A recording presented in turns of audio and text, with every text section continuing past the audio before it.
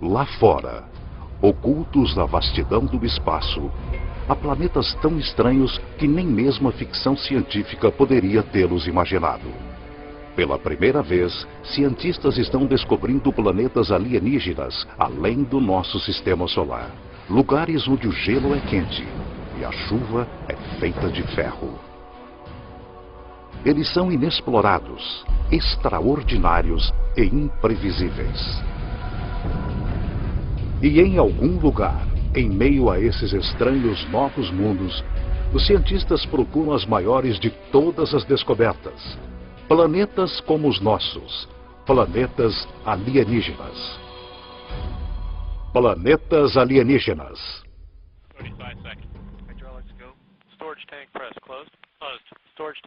6 de março de 2009. Este foguete Delta II está passando pelos testes finais pré-lançamento.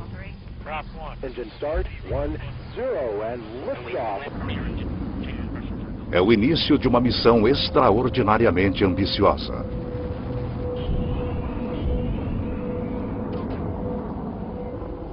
O Observatório Espacial Kepler está procurando por planetas similares à Terra em uma região que abrange 100.000 estrelas.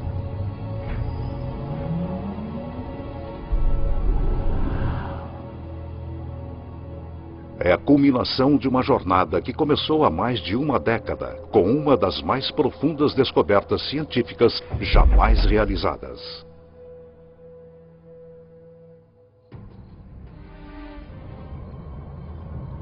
Em 1995, o astrônomo suíço Michel Mayor e sua equipe fizeram uma observação rotineira de estrelas da constelação de Pégaso, localizada a 50 anos-luz de distância. Mas os instrumentos mostraram algo estranho. Uma das estrelas saltava e oscilava violentamente. Descobrimos que uma dessas estrelas tem uma velocidade que muda com o tempo. O que seria poderoso bastante para perturbar uma estrela do tamanho do nosso Sol? Mayor sugere uma resposta radical: um planeta. Mas nunca ninguém tinha avistado um planeta ao redor de outra estrela semelhante ao Sol. O problema de se detectar planetas ao redor de outras estrelas é que, conforme um planeta orbita uma estrela próxima, esse planeta se perde por causa de sua luz tênue no clarão da estrela muito brilhante. Apesar da improbabilidade, Mayor confia em seus dados e está convencido de que as oscilações são causadas pela atração gravitacional de um planeta em órbita. Quando eu li essa afirmação do Michel Mayor, eu fiquei muito cético. Já tinha havido muitas falsas alegações sobre o primeiro planeta descoberto ao redor de outra estrela. E eu pensei, aqui vamos nós de novo.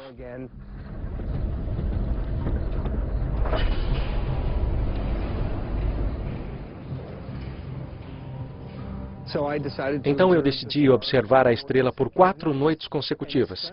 E, surpreendentemente, ela oscilava exatamente como Michel Mayor havia dito. Michel Mayor e seu colega de equipe Didier Queloz anunciam sua descoberta que agita a comunidade científica. Eles encontraram pela primeira vez evidência reproduzível e confirmável da existência de um planeta ao redor de uma estrela semelhante ao Sol.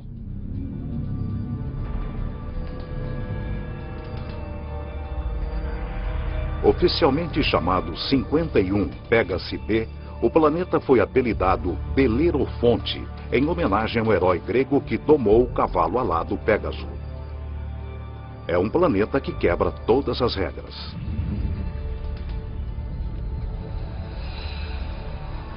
Belerofonte torra na luz escaldante da estrela, a temperaturas de aproximadamente 1000 graus Celsius.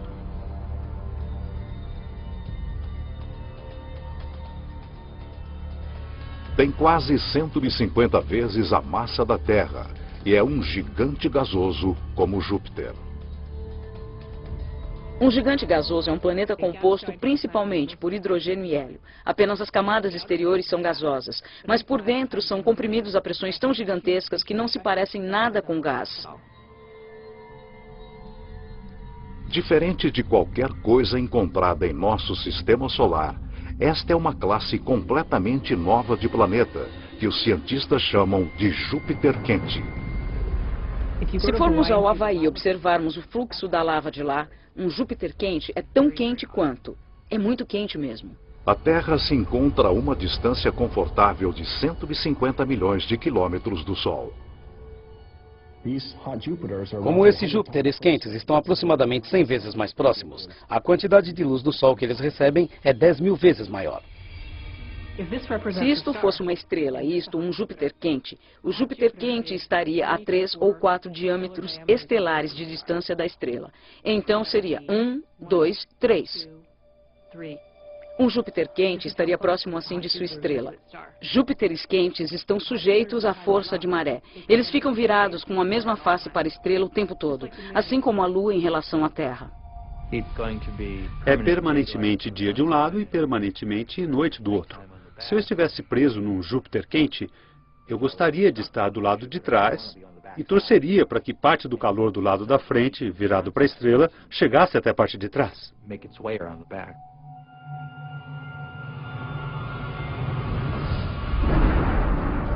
As variações na temperatura causam ventos extremos na atmosfera de Belerofonte. Conforme o ar é cozido pela estrela, ele sobe. Ar mais frio avança para baixo para substituí-lo, assim como acontece na Terra. O vento uiva a milhares de quilômetros por hora, muito além de qualquer coisa que poderíamos suportar. As rajadas de calor garantem a inexistência de vapor de água, mas isso não significa que não haja chuva. É quente demais para que nuvens de água se formem aqui. Aqui as nuvens seriam feitas de ferro. O vapor de ferro pode existir a temperaturas bem mais elevadas que o de água. E por isso, as coisas podem ficar um pouco complicadas.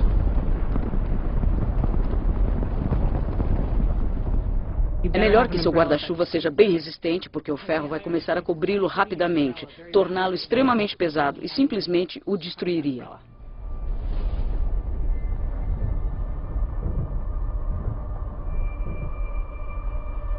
O céu acima se enche de cortinas dançantes de cores. Partículas carregadas da estrela próxima formam auroras bem mais radicais do que a aurora boreal na Terra. Esse planeta recentemente descoberto possui outra característica singular. Belerofonte orbita seu Sol em apenas 4,2 dias. Nenhum planeta que se respeite orbita uma estrela em 4,2 dias. Nenhum dos planetas em nosso sistema solar leva um tempo tão curto. Para os cientistas, a órbita minúscula desafia as noções antigas de como os planetas se formam.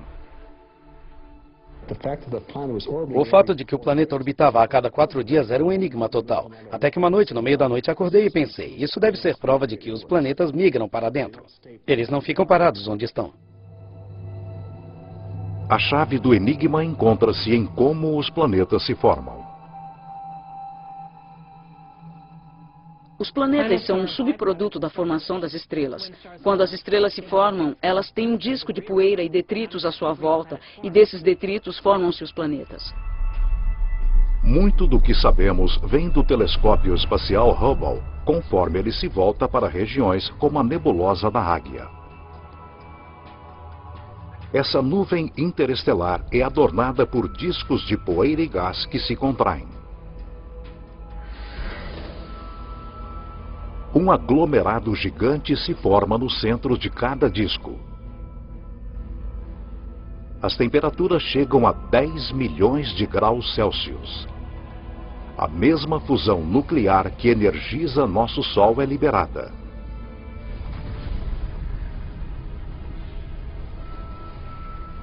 A estrela nasce. A radiação da estrela gera um vento estelar que empurra para longe a poeira e os detritos restantes. Parte da poeira sobrevive e permanece em órbita ao redor da estrela recém-nascida. Durante milhões de anos, a poeira vai se juntando e formando torrões que viram asteroides, e os asteroides viram planetas.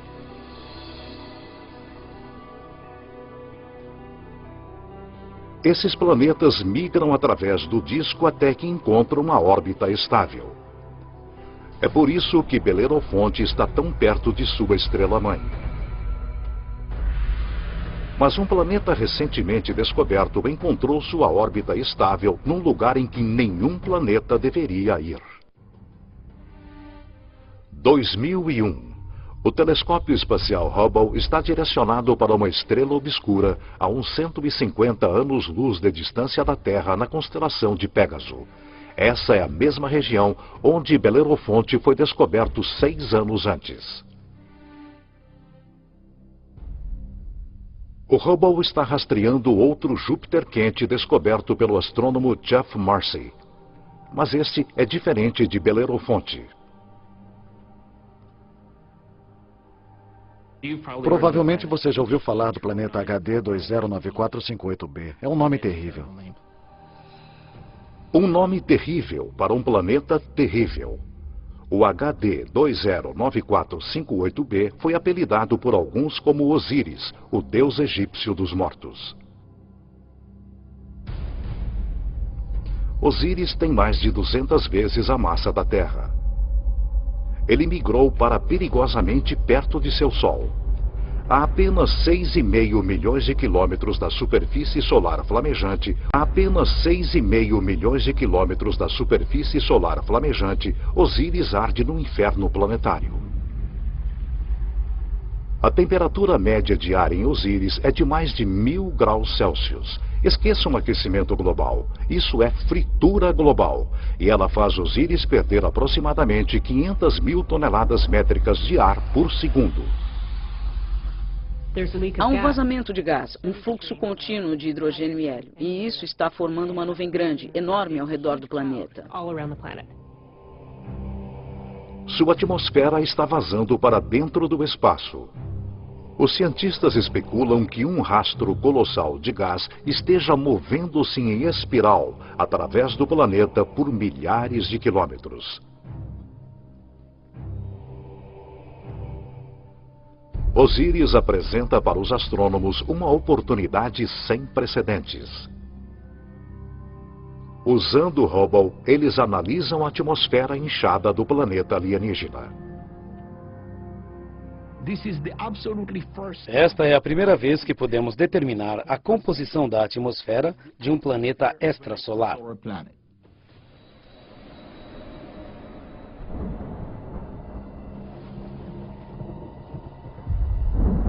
Surpreendentemente, o Hubble detecta muitas substâncias químicas básicas necessárias à vida: sódio, carbono, hidrogênio e oxigênio. Mas Osíris é quente demais para que nele haja vida como a conhecemos. No entanto, pode haver outras formas de vida que se desenvolvem em temperaturas mais elevadas. Mas não há superfície sólida, como a conhecemos em um Júpiter quente. Então essa vida teria que ser de minúsculos micróbios flutuando em aerossóis. E sobre a nossa própria Terra, nós temos vida que flutua pela nossa atmosfera. Mas essa vida não começou lá. Por isso, quase certamente, não existiria vida em Júpiteres quentes. Os astrônomos descobriram muitos Júpiteres quentes desde que Belerofonte foi descoberto em 1995. Mas as condições nesses mundos os descartam como lugares onde o drama da vida pode se desenvolver.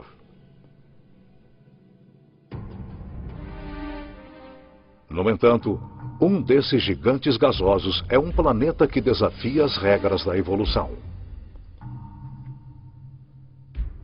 O astrônomo Geoff Marcy descobriu algo surpreendente sobre um planeta que orbita uma estrela chamada 16 Cygnus b, localizada a cerca de 70 anos-luz de distância na constelação de Cygnus, o Cisne.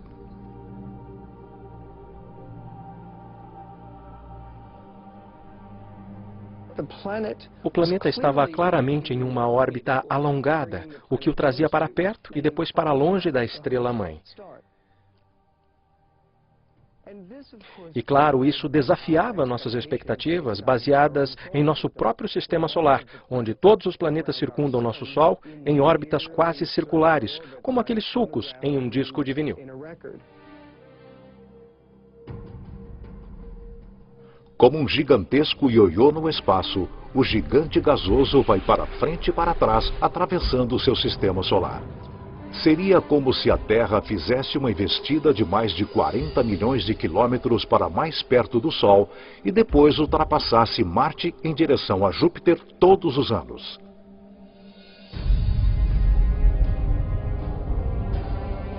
E como todos os gigantes gasosos do nosso sistema solar, este planeta ioiô provavelmente tem um séquito de luas. Marcy especula que uma dessas luas poderia ser semelhante à Terra.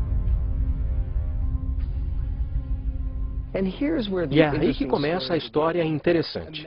Imaginem uma lua rochosa, com lagos, oceanos, talvez rios e quedas d'água sobre a superfície. A lua orbitando seu planeta e os dois orbitando a estrela-mãe. Diferente da Lua sem ar que circula a Terra, essa Lua é um mundo com estações extremas. Na Terra, as estações acontecem devido à inclinação de nosso planeta. Aqui, elas são causadas pela órbita alongada. Esses pobres planetas que estão nessas órbitas elípticas alongadas sofrem mudanças terríveis em seu clima no decorrer de um ano. Conforme chegam mais perto, o planeta ioiô e sua lua são esturricados pela estrela. Começa o verão. A atmosfera na Lua, semelhante à Terra, é castigada por tempestades extremas. Os furacões de categoria 5 sobre a Terra são pequenos redemoinhos comparados aos vórtices monstruosos que se formam aqui.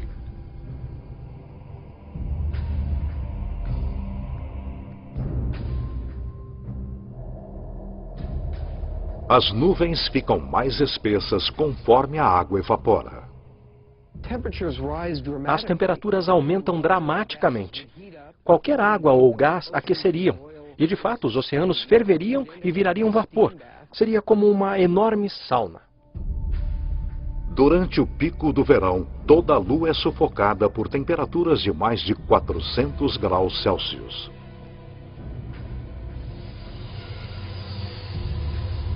Este é o ponto mais próximo da estrela. Durante sua órbita total de 26 meses, a estação de verão mal chega a 2 meses. Mas é uma estação e tanto. O planeta e sua lua afastam-se da fornalha da estrela. As temperaturas caem para limites que nós acharíamos temperados e confortáveis.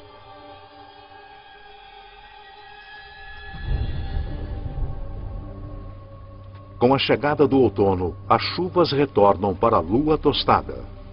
As bacias oceânicas secas enchem-se novamente e os mares sobem, formando novas linhas costeiras.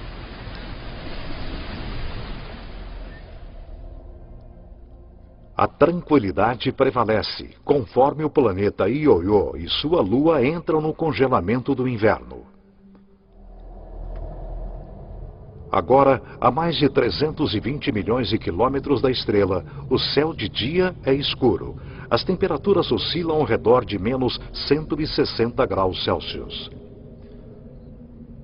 Os oceanos congelam e as calotas polares se expandem por sobre a superfície da Lua, formando um lençol de gelo com muitos quilômetros de espessura que engloba todo o planeta. Os invernos são longos, duram 17 meses. Com a chegada da primavera, o Sol aparece radiante no céu sobre essa lua, conforme o gelo racha e derrete violentamente. Enormes icebergs soltam-se para dentro de um oceano tempestuoso que cresce rapidamente.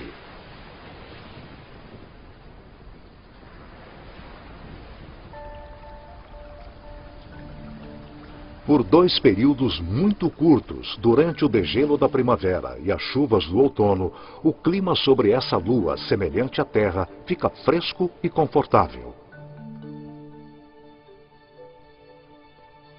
A uma distância de 150 milhões de quilômetros da estrela, aproximadamente a mesma distância entre a Terra e o Sol, a órbita elíptica desse planeta e sua Lua atravessa uma área ao redor da estrela que os cientistas chamam de zona habitável. As condições aqui são perfeitas para a vida. Se você estiver muito perto da estrela, é quente demais. Se estiver muito longe, aí será frio demais e tudo congelará. Mas, se você estiver bem no meio, é perfeito. Toda estrela tem uma zona habitável. A localização dessa região depende do tamanho e da temperatura da estrela. Em nosso sistema solar, Vênus marca a fronteira interna e Marte a fronteira externa. A Terra, com sua abundância de vida, fica bem no meio. O planeta Ioiô atravessa a zona habitável 2 vezes por ano, por 3 meses e meio e durante a primavera, conforme ele corre para dentro. E novamente no outono, por 3 meses e meio, conforme ele volta apressado para as regiões mais frias do espaço. Poderia a vida sobreviver às condições fora da zona habitável?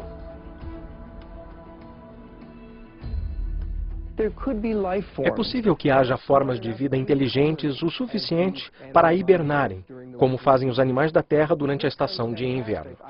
Se isso parecer fantástico, pensem nas zonas das marés da Terra. Nas zonas das marés, a vida prolifera, é claro, perto da praia. E isso acontece apesar das correntes. A água vem e cobre muitas das formas de vida. Quando a maré baixa, a água retrocede, mas mesmo assim essas espécies sobrevivem perfeitamente bem. O estranho ciclo da órbita do planeta Ioiô cria condições transitórias apropriadas à vida, mas também à morte.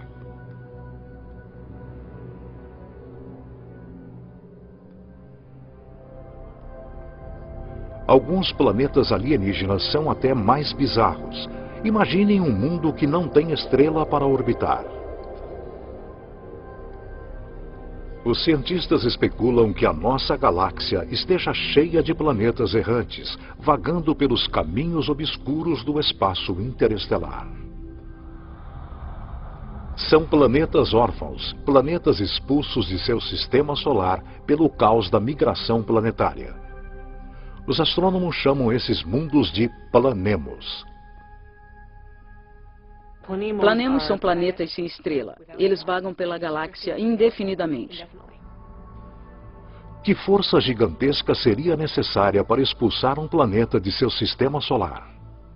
Quando uma jovem estrela se forma, com um contingente de planetas à sua volta, muitos desses planetas interagem uns com os outros gravitacionalmente. Empurram uns aos outros, estilingam uns aos outros, de modo que um deles é ejetado do sistema planetário, eliminado do programa por votação. Se infelizmente você fosse um habitante de um planeta e fosse expulso por uma colisão ou quase colisão contra outro grande objeto, provavelmente se moveria rapidamente para fora da zona habitável. Há centenas de bilhões desses pobres planetas errantes, imprevisíveis e perdidos em nossa galáxia, a Via Láctea, sem uma estrela-mãe para lhe dar amor. Frios, escuros e silenciosos.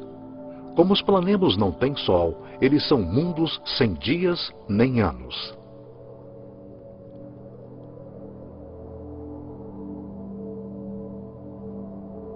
Eles mantêm vigília através de uma noite eterna. São solitários errantes, sentinelas da galáxia. Mas o fato de um planemo estar lá vagando pelo espaço não significa que ele esteja morto. Se o planema for um mundo rochoso, ele pode ter vida. Um pequeno planemo rochoso, sem atmosfera, hibernará sob um frio extremo, bem mais frio que o dia de inverno mais frio do nosso Polo Sul. Mas um planemo grande o suficiente para reter uma atmosfera retém o calor gerado quando o planeta se formou. É o exemplo máximo do efeito estufa. O calor e a energia vêm do núcleo liquefeito bem do centro do planeta solitário. Se o planemo for um gigante gasoso, como Júpiter, ele pode ter um sistema de luas. A atração gravitacional entre o planemo e suas luas cria fricção, fazendo com que o interior dessas luas permaneça quente. Essas luas também podem ter vida, da mesma forma que a lua de Júpiter tem vulcões e muita energia em forma de calor gerada pelas interações com Júpiter e as outras luas. Se alguma coisa vive aqui, são organismos unicelulares, como as bactérias comuns encontradas na Terra e não formas de vida complexas.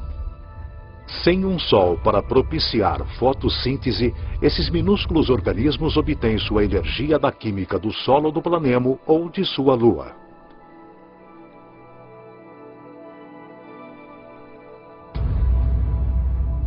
Há condições semelhantes na Terra. Colônias de bactérias são encontradas bem no fundo das minas na África do Sul. Elas não têm acesso a oxigênio ou à luz e sobrevivem inteiramente das substâncias químicas que produzem a partir da terra que as circunda. Seu metabolismo é extremamente lento e elas se reproduzem apenas uma vez a cada 1000 anos. Se há vida em um planemo sem Sol, essa vida poderia ser organismos como esses, isolados quando seu planeta era jovem. Enquanto os planemos adormecem sem serem perturbados, um mundo vem sendo destruído por mudanças caóticas desde o início dos tempos.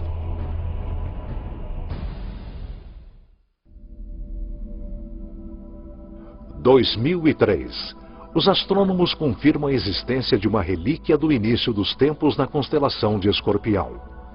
A maioria dos planetas encontrados fora do nosso sistema solar está localizada no disco principal da nossa galáxia.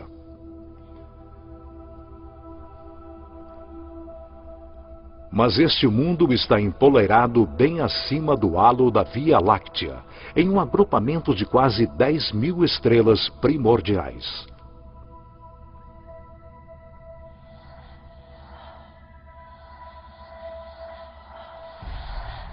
O planeta B162026 é mais conhecido por seu nome não oficial, Planeta Matusalém, a pessoa mais velha da Bíblia.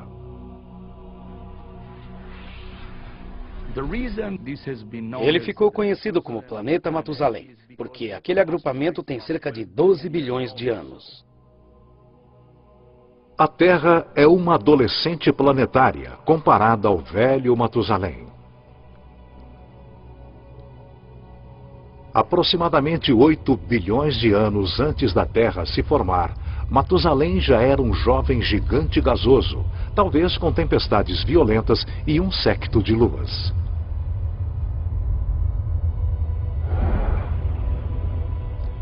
Os eons passam e os ventos e as tempestades diminuem, deixando para trás um mundo pacífico.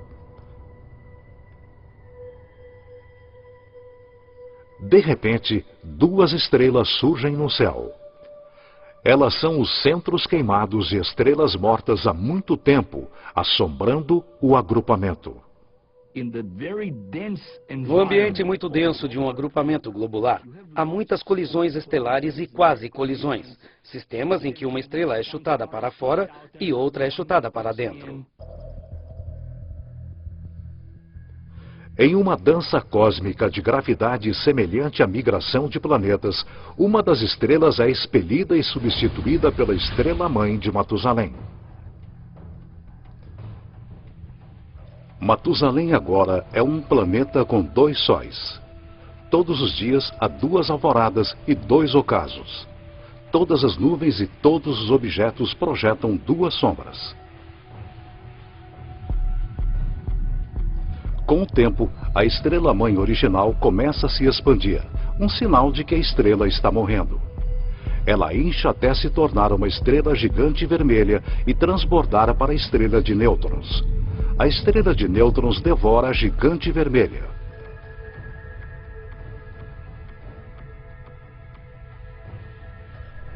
Hoje, Matusalém é um mundo aprisionado pelos esqueletos de duas estrelas mortas. O núcleo despido da gigante vermelha e sua acompanhante, a estrela pulsante de nêutrons. Matusalém é um sobrevivente. Mas nada se compara à estranha anomalia de um pulsar, cerca de 980 anos-luz de distância da Terra na constelação de Virgem.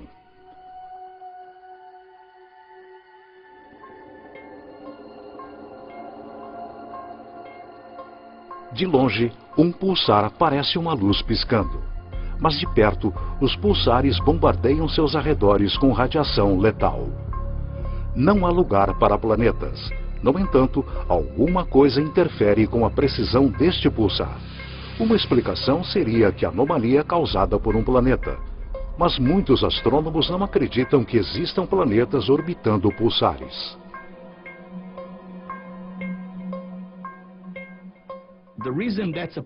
Isso é um problema, porque os pulsares são formados em explosões incríveis.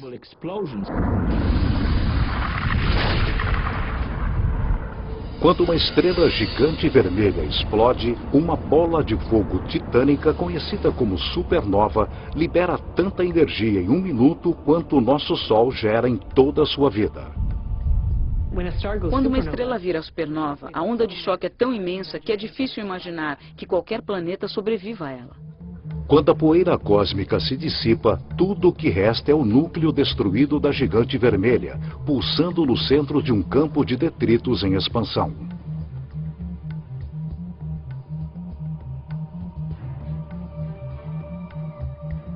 A matéria destruída pela explosão colossal volta para o pulsar e forma um disco. Nesse caos, um novo mundo se forma, nascido do fogo e da destruição. Um zumbi planetário surgido da carcaça da ex-estrela gigante vermelha. É incrível que planetas possam se formar nesse ambiente. Um planeta que orbita um pulsar nos dá a impressão de estarmos numa discoteca com uma luz estroboscópica bem forte, que é o pulsar.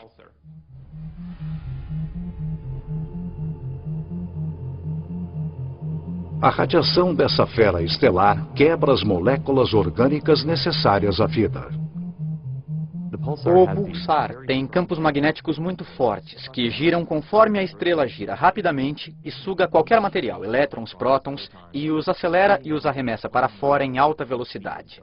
É como um vento solar violento. Não imagino que haja qualquer oportunidade, mesmo para uma forma de vida simples, microbial, emergir e florescer num planeta orbitando um pulsar. Principalmente porque se você estiver no pulso, você estará severamente energizado. E se não estiver no pulso, estará completamente destituído de energia. A descoberta de planetas pulsares mostra como novos mundos podem se formar depois da destruição de uma estrela. Independentemente de onde surge um planeta, seu processo de nascimento é repleto de perigos.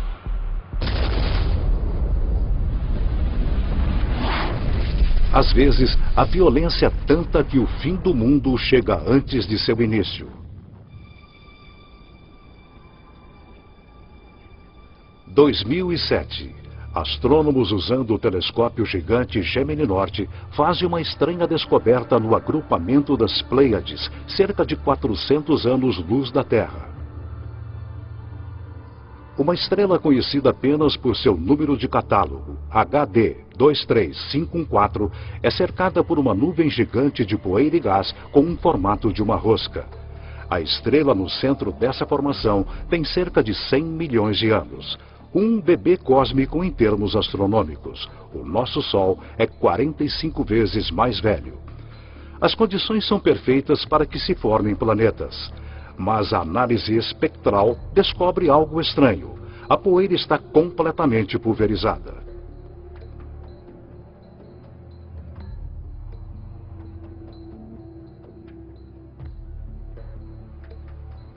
Normalmente, uma estrela recém-nascida é cercada por jovens planetas.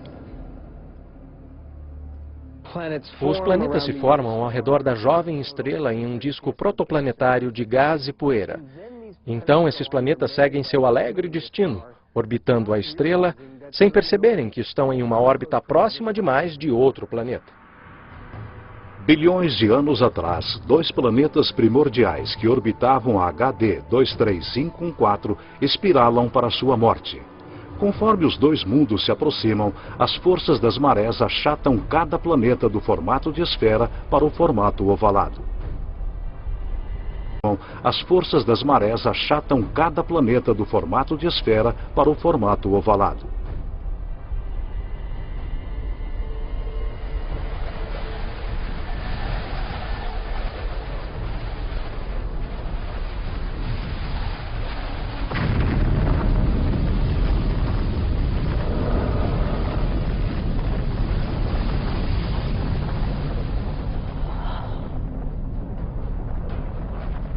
Os dois mundos são aniquilados, criando a poeira e os detritos que vemos ao redor da estrela HD 23514.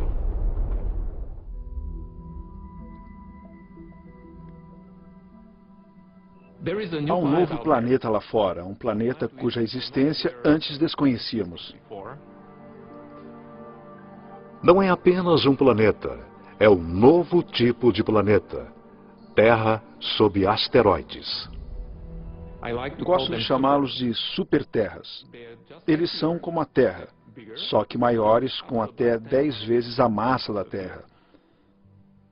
Uma das famílias de superterras se parece com a nossa própria Terra, continentes, oceanos.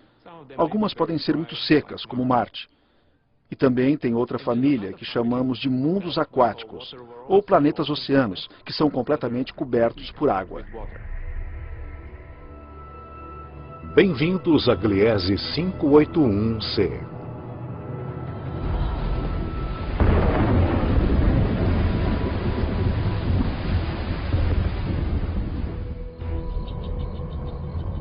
Este planeta foi descoberto por Michel Mayor, e ele orbita uma estrela bem pequena junto com dois outros planetas. Ele fica apenas a 20 anos-luz de distância na constelação de Libra e é um dos menores planetas terrestres encontrados além do nosso sistema solar. Mas isso não significa que o Gliese 581c seja pequeno. Ele é uma superterra com 5 vezes a massa de nosso planeta Terra e é a possibilidade de encontrar água líquida que anima os cientistas.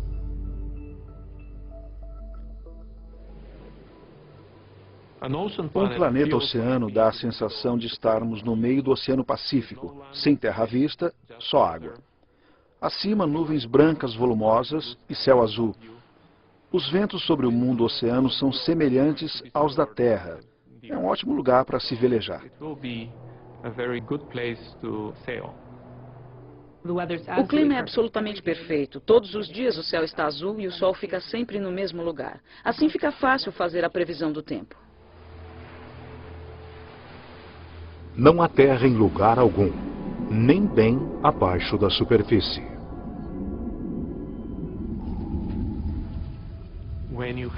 Quando há uma grande quantidade de água, no fundo do oceano forma-se uma pressão muito alta, com mais de 1 milhão de atmosferas.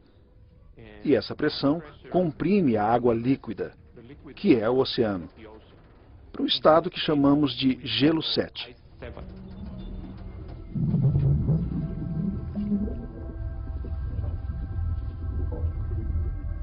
Não é como o gelo da nossa geladeira.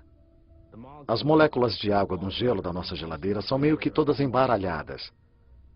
Mas se o gelo se forma sob alta pressão, as moléculas de água ficam ordenadas e podem ficar alinhadas.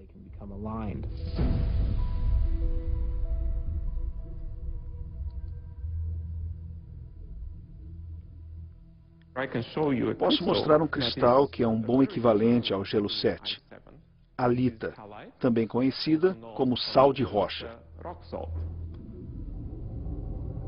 Pode ser que o gelo 7 exista em nosso próprio sistema solar. Europa, uma das luas de Júpiter, pode ter um manto de água líquida circundado por uma grossa crosta de gelo. A pressão da crosta é tão grande que pode existir gelo 7 bem no fundo desses mares desconhecidos. Se nós aumentarmos a escala e degelarmos Europa, ela pode ser um mundo aquático semelhante a Gliese 581c. Podemos imaginar que a vida possa surgir no mundo aquático. Afinal, a água é essencial à vida sobre a Terra. Em todo lugar no nosso planeta onde há água, há vida. Não encontramos uma gota d'água estéril sobre a Terra, a menos que a coloquemos no forno de micro-ondas. Nesse mundo aquático poderia haver bactérias ou qualquer tipo de vida no próprio oceano.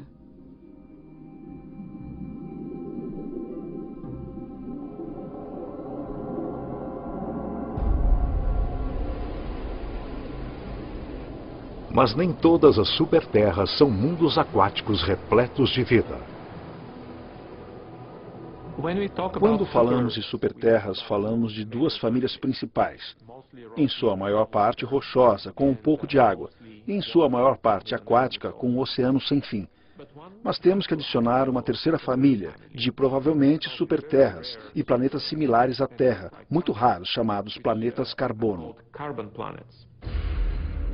Um planeta carbono é diferente de qualquer coisa que já vimos. É um lugar com uma química estranha, mas repleto de tesouros terrenos.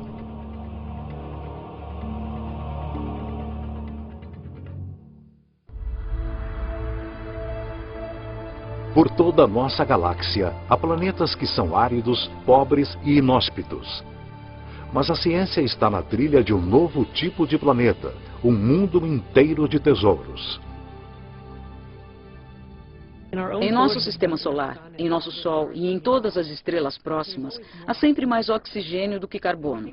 Mas se pensarmos em um lugar no universo onde há mais carbono que oxigênio, a formação desse planeta será bem diferente. A análise espectral mostra que o carbono é bem mais abundante quando a 26 mil anos-luz de distância do centro de nossa galáxia. Os planetas que se formam aqui podem conter uma fartura de carbono.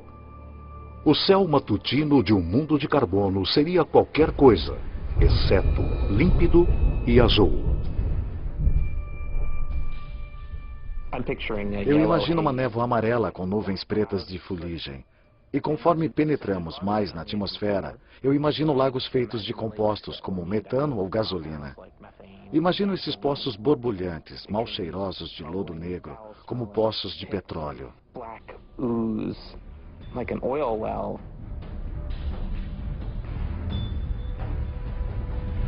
Com pouca ou nenhuma água na atmosfera, o ar é formado por compostos de carbono.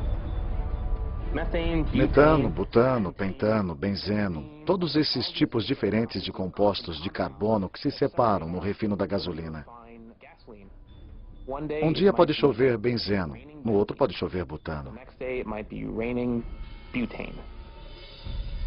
Por mais estranhos que possam parecer os planetas carbono, a qualidade do ar neles pode parecer familiar para alguns. O ar num planeta muito rico em benzeno será parecido ao de Los Angeles, com muitas partículas de smoke, às quais infelizmente estamos acostumados por causa do escapamento dos automóveis. Apesar da poluição, planetas carbono podem ter um lado positivo bem atraente. É possível que vejamos diamantes, porque o planeta pode ter quantidades substanciais de carbono puro, composto do qual os diamantes são formados. Quando o carbono puro é comprimido, ele tende a se transformar em diamante. Os segredos de planetas exóticos como estes estão esperando para serem descobertos por toda a galáxia. Mas os astrônomos não vão se satisfazer até encontrarem o seu santo graal. Um planeta como o nosso, que sustente a vida. A próxima Terra.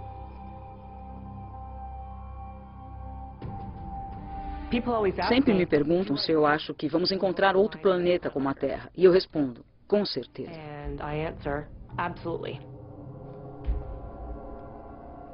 Cada estrela provavelmente possui planetas aproximadamente do mesmo tamanho que a Terra. Achamos que cada estrela tem vários planetas com a massa da Terra ou a massa de superterras.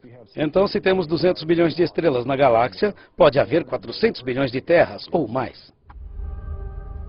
400 bilhões de terras. O Observatório Espacial Kepler é o primeiro instrumento capaz de encontrar um desses planetas. O Kepler está direcionado para a constelação de Cygnus, no céu noturno, para 100 mil estrelas, e tira uma foto atrás da outra a cada minuto. E o objetivo do Kepler é simples: procurar entre as 100 mil estrelas aquelas que às vezes ficam escuras. Quando a estrela varia ligeiramente seu brilho, significa que um planeta está passando na sua frente, bloqueando parte de sua luz. O tempo durante o qual a estrela fica sem brilho e a quantidade de luz bloqueada dizem aos cientistas o tamanho do planeta e sua distância de seu Sol. Uma boa analogia para isso seria olhar para a oscilação na luz de uma lanterna no momento em que uma pequena mariposa passasse voando pelo foco da luz.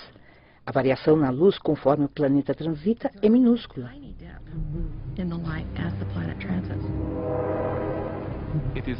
É uma técnica muito poderosa, porque permite descobrir planetas que são até menores do que a Terra ao redor de estrelas semelhantes ao Sol. É uma técnica que está mudando o curso da ciência. Achamos que poderemos encontrar um planeta habitável nos próximos anos. Os cientistas estimam que a missão Kepler encontrará um mínimo de 50 terras alienígenas.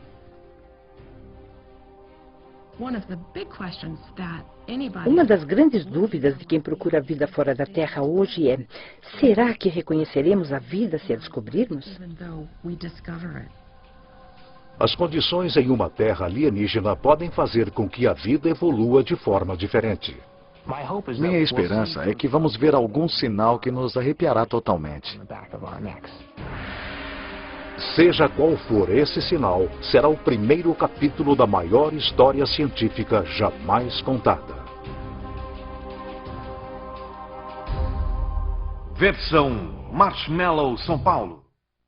Próxima quarta em Tabu América Latina, rituais entre a vida e a morte.